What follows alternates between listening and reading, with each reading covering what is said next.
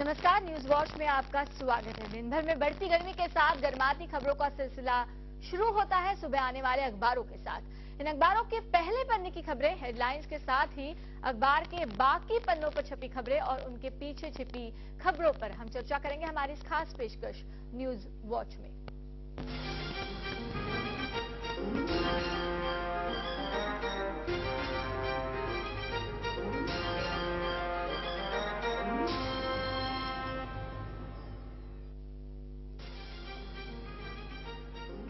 और news watch में आज हमारे साथ एमएनएस के अख्तर शेख है, साथ ही हमारे सहयोगी मनोज सिंह है और कई और नेता भी कुछ समय में हमारे साथ जुड़ने वाले हैं और इन सभी से हम चर्चा करेंगे। लेकिन सबसे पहले आपको बताते और इसी पर हम सीधी चर्चा करेंगे। इस वक्त हमारे साथ हमारे स्टूडियो में है एमएनएस से अख्तर शेख। अख्तर जी, सीधा सवाल पहला आपसे ही है। मनसे की अगर बात करें तो मनसे मराठी मानुष का मुद्दा हर वक्त उठाती हुई दिखाई देती है और मनसे और शिवसेना की बात करें तो लगातार उनके जो मुद्दे हैं एक साथ बनते हुए नजर आते हैं। यहाँ पर शिवसेना सुप्रीमो का साफ कहना है कि जाति के आधार पर जनगणना नहीं होनी चाहिए। मनसे का क्या स्टैंड होगा यहाँ पर? मैडम, आपके चैनल के द्वारा ये मैं बताना चाहूंगा कि मराठी का मुद्दा अलग है और ये जो जाति न्याय जनगणना है वो अलग है। महाराष्ट्र में आदरणीय बाला साहेब ठाकरे को एक अच्छा मुकाम, इज्जत का मुकाम हासिल है। मेरी अपनी भी एक राय है कि जाति आधार पर जनगणना नहीं होनी चाहिए। कब तक हम भारतवर्ष में, कब तक हम जात पात पर राजनीति करते रहेंगे, कब तक जात पात पर हम ये संरक्षण कराते रहेंगे? अगर हम देखें तो चाइना भी हमारे साथ साथ करीब करीब आजाद हुआ है। लेकिन ये आपका मत है, ये अपना निजी मत है या फिर पार्टी का मत? आप बता रहे हैं। ये मेरा निजी मत है कि जाति आधार पर जनगणना नहीं होनी चाहिए। तो पार्टी का मत क्या है यहाँ पर? पार्टी भी उसी को फॉलो करेगी मेरे ख्याल से, मुझे ऐसा लगता है, क्योंकि तकरीबन लोगों का ये मानना है कि जाति आधार पर जनगणना नहीं होनी चाहिए। ये एक पहलू है। दूसरा पहलू भी इसमें ऐसा है मैडम कि हम देखते हैं एक सिक्के के एक पहलू में अगर ये इसका कुछ नुकसान है तो दूसरी बाजू इसका फायदा भी होगा। फायदा ये होगा कि जिस तरह आज 35 वर्षों से आरक्षण पे लोग काम कर रहे हैं, आरक्षण में आरक्षण दिया जा रहा है। जाति आधार पर होगा तो फिर कैसे और डिमांड आएगी कि हम इतने % है तो हमको इसमें ये आरक्षण और मिलना चाहिए, हम इतने % है तो हमको और मिलना चाहिए। कहीं ना कहीं हमारे जैसे जो ओपन कैटेगरी के लोग हैं, जो काबिल लोग हैं, वो पीछे छूट जाएंगे। लेकिन आपको क्या नहीं लगता मनोज जी, यहाँ पर थोड़ा आरक्षण जो दिए गए हैं, एक बात तय कर लेनी चाहिए कि हमको जो करना है वो किस लिए करना है और ये आंकड़े हम किस लिए इकट्ठा करना है। ये आंकड़े किसी राजनीतिक फायदे के लिए इकट्ठा नहीं हो रहे हैं। ये आंकड़े देश की जरूरत हैं ताकि देश अब अगली सदी में किस तरह से आगे बढ़े, विकास को लेकर ये आंकड़ों का इस्तेमाल बहुत अलग है। आपकी बात सही है कि देश में ये जो इसका जनगणना होगी, इसके बाद जो रिजल्ट आएंगे उसके ऊपर देश की नीति बनेगी।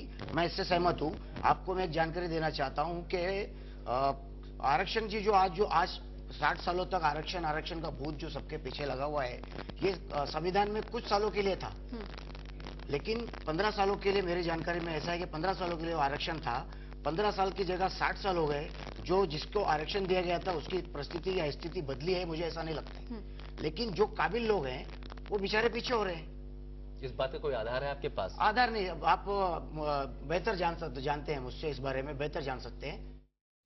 आरक्षण जो दिए गए हैं, एक बात तय कर लेनी चाहिए कि हमको जो करना है वो किस लिए करना है और ये आंकड़े हम किस लिए इकट्ठा करना है। ये आंकड़े किसी राजनीतिक फायदे के लिए इकट्ठा नहीं हो रहे हैं। ये आंकड़े देश की जरूरत हैं ताकि देश अब अगली सदी में किस तरह से आगे बढ़े, विकास को लेकर ये आंकड़ों का इस्तेमाल बहुत अलग है। आपकी बात सही है कि देश में ये जो इसका जनगणना होगी, इसके बाद जो रिजल्ट आएंगे उसके ऊपर देश की नीति बनेगी। मैं इससे सहमत हूँ। आपको मैं एक जानकारी देना चाहता हूँ कि आरक्षण जी जो आज 60 सालों तक आरक्षण का भूत जो सबके पीछे लगा हुआ है, ये संविधान में कुछ सालों के लिए था, लेकिन 15 सालों के लिए मेरी जानकारी में ऐसा है कि 15 सालों के लिए आरक्षण था। 15 साल की जगह 60 साल हो गए। जो जिसको आरक्षण दिया गया था उसकी परिस्थिति या स्थिति बदली है, मुझे ऐसा नहीं लगता। लेकिन जो काबिल लोग हैं वो बेचारे पीछे हो रहे हैं। इस बात का कोई आधार है आपके पास? आधार नहीं, आप बेहतर जानते हैं मुझसे, इस बारे में बेहतर जान सकते हैं।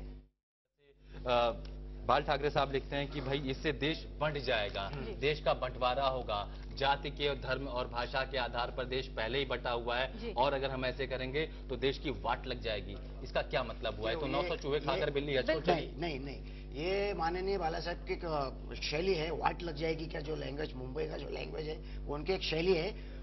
मैं उनकी बात को आगे नहीं बढ़ा सकता हूँ। मेरा एक अपना एक नजरिया है, मेरा ये सोच है कि जात पात की राजनीति से देश बटेगा का मैं उसका अर्थ ये लगाता हूँ कि हम इतने हैं, हमारा परसेंटेज इतना है, हम इतने, हमको ये चाहिए, हमको आरक्षण चाहिए, आरक्षण में आरक्षण चाहिए, कल को ये हो सकता है। लेकिन यहाँ पर एक और बात कही गई है, अगर प्रहार की बात करें या लोकसत्ता की बात करें, तो बाला साहेब ठाकरे ने यहाँ पर यह भी कहा है कि हिंदू मुस्लिम इन धर्मों को लेकर अगर बंटवारा होता है तो ये जायज है। ये कौन सी बात है, क्या कहेंगे इस पर आप? हिंदू मुस्लिम, अगर आपको जाति आधार पर जनगणना करनी है तो उनका ऐसा मत है कि आप धर्म के नाम पर उसको जनगणना करो, तो आपको पता चलेगा हिंदू कितने हैं, क्रिश्चियन कितने हैं, मुस्लिम कितने। तो यहाँ पर बंटवारा नहीं होगा? यहाँ पे कैसा बंटवारा होगा मैडम? कैसे नहीं बंटवारा होगा? देश को यहाँ पर अगर भारतीय आप कहते हैं तो धर्म की भी क्या जरूरत है? आपकी ही बात है जो हम यहाँ पर कहने की कोशिश कर रहे हैं। भारत में धर्म कम है, जातियां ज्यादा है। जो धर्म से निकली हुई जातियां हैं, उपजातियां हैं, अगर हम हर जाति के हिसाब से जनगणना करेंगे। हमारे देश में धार्मिक दंगे होते हैं या जातिगत दंगे होते हैं, बताइए आप। धार्मिक दंगे भी होते हैं और जातिगत दंगे भी होते हैं। धार्मिक दंगे होते हैं कि नहीं होते हैं? धार्मिक दंगे भी होते हैं, जातिवाद के भी दंगे होते हैं। आप 2-4 उदाहरण दे दीजिए मुझे। आप